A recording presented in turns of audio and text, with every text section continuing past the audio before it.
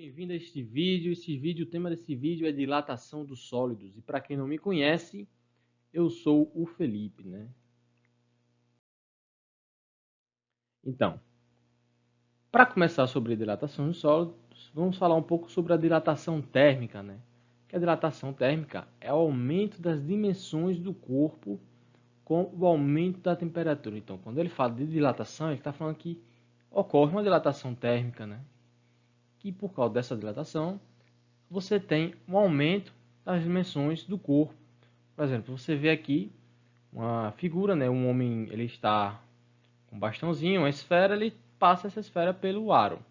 E quando ele aquece nessa esfera, ele vai tentar passar e ele não consegue. Por quê? Porque quando ele aqueceu a esfera ela aumentou as suas dimensões e não consegue mais passar pelo aro. Eu tenho também aqui um exemplo aqui. Eu tenho uma esfera estendida, né? E quando esse arame ele fica quente, ele se dilata. E quando ele dilata, você percebe que ela fica diferente do posicionamento antes, né? Ele vai ficar abaixo aqui dessa linha tracejada, que seria a forma normal ou do material na temperatura normal. E os átomos, né, que constituem o sólido, né, ele se distribui ordenadamente, dando origem a uma estrutura que é denominada rede cristalina. Para quem não conhece, essa aqui é uma rede cristalina, um exemplo, né, de uma rede cristalina, né? E esses átomos, eles estão em constante vibração em torno de uma posição média de equilíbrio, né? Ou seja, praticamente eles estão vibrando, né, em uma posição média, né? E quando a temperatura do sólido é aumentada, há um aumento na agitação dos seus átomos, né? Fazendo com que eles, ao vibrar, afastem-se mais da posição do equilíbrio. Então, eles vão se afastar e vão se aproximar mais, passando da posição de equilíbrio, né? E em consequência disto, a distância média entre os átomos torna-se maior, ocasionando a dilatação dos sólidos. Então, temos aqui um grande exemplo, né?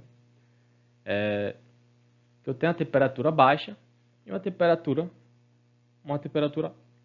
alta. E aqui ela está oscilando de uma forma. E quando a temperatura aumenta, a oscilação passa a ser maior, né? Ela passa a ter um distanciamento maior entre a outra. Eu tenho, falando, dando sequência, né, a dilatação linear dos sólidos, né? Que é quando consideramos apenas alterações no comprimento, né? Você vê aqui que é o comprimento da barra, né? Dos objetos decorrentes da variação de temperatura. Então, vimos o que? Vimos que o sólido, o material, né? Quando você aquece ele passa, as partículas dele, as moléculas começam a se agitar mais. E essa agitação provoca uma dilatação, né? Que é visivelmente para a gente, né? E um exemplo dessa dilatação é a dilatação linear, né? Que quando você aquece o material, você vai ter uma variação no comprimento dele, né? Temos aqui visualizando que a barra dilatou, mas não é uma dilatação muito visível, né? É coisa de centímetros ou até milímetros, né? Dependendo até menor ainda que milímetros. Né? E experimentalmente, né, foi verificado que o ΔL, né, que é a variação, né, o quanto ele dilatou, né, depende do tipo de material que constitui a barra. E além de ser diretamente proporcional ao comprimento inicial L0 e a variação de temperatura ΔT. Então, o que foi que se concluiu? Através desse gráfico aqui, eles perceberam que ele tinha uma variação inicial e uma variação final, né? E eles tinham ΔL. E tinha uma variação de temperatura também. E assim, através de um gráfico, eles perceberam uma constante, né? Algo constante, algo regular. E a partir disso, eles conseguiram obter essa equação assim que vocês estão observando, né? Que essa equação, esse alfa aqui, né? Esse alfa, ele se refere praticamente a uma constante de dilatação do sólido, né? Que cada sólido ele vai ter uma constante de dilatação, para que seja referência, né? para que seja esse alfa aqui, ele seja a referência, né? Através dele, que dependendo de cada material, ele vai ter um alfa, e esse alfa vai ser denominado o coeficiente de dilatação linear, né? Onde temos aqui escrito, né? Onde o alfa, que é uma letra grega, alfa, é uma constante característica do material, né? Que é uma característica do material, que constitui a barra denominada coeficiente de dilatação linear. E aqui está alguns materiais, né, e suas coeficientes de dilatações lineares, né? E observe-se que esse K, né, ele fica sempre a -1, né? Não por quê? Para que ele possa cancelar, né? Porque você tem lá na equação, né? Você tem o ΔL, que é igual ao L0, né? Vezes o alfa, vezes o ΔT. Tá bem feio aqui, mas acho que dá para entender.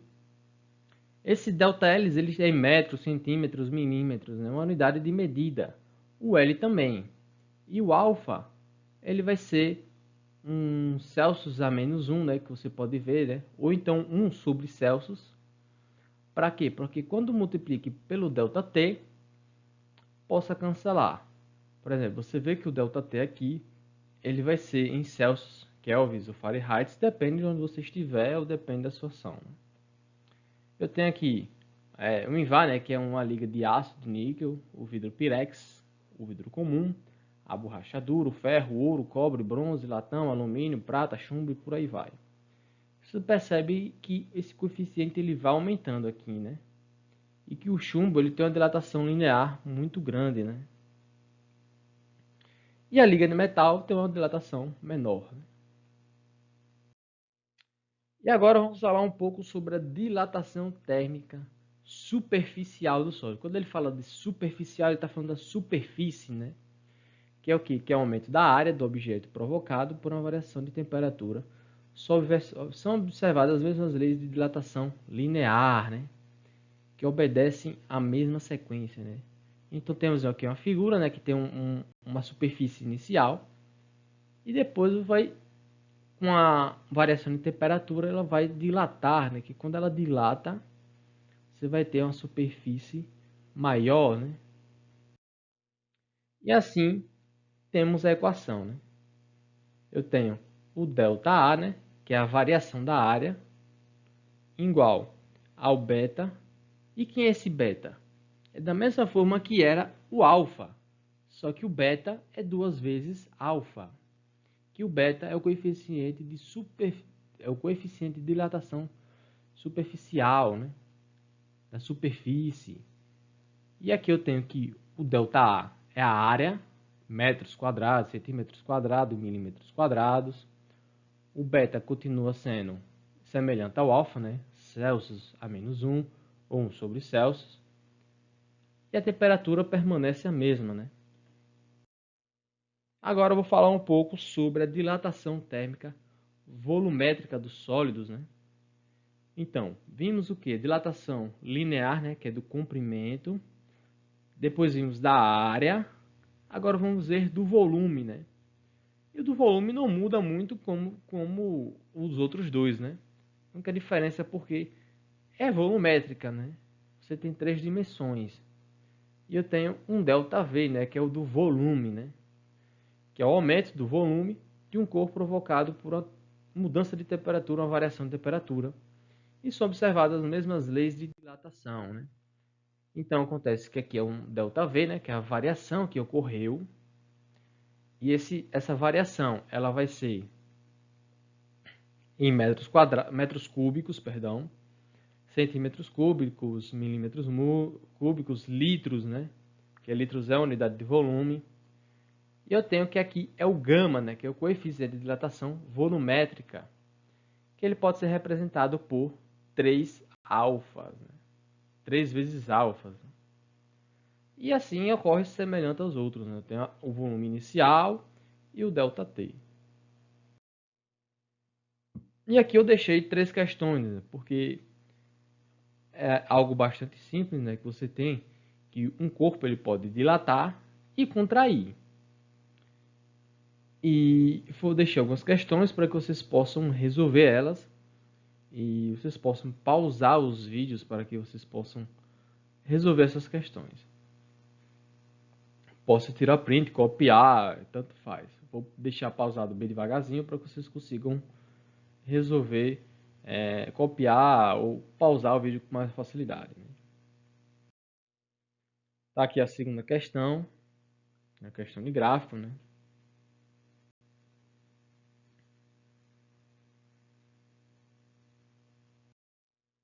E aqui a terceira questão.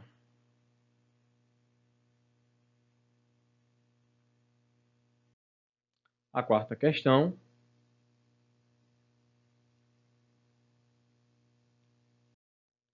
E finalizamos por aqui. Eu agradeço a atenção. Qualquer dúvida vocês entrem em contato. Um grande abraço e tchau!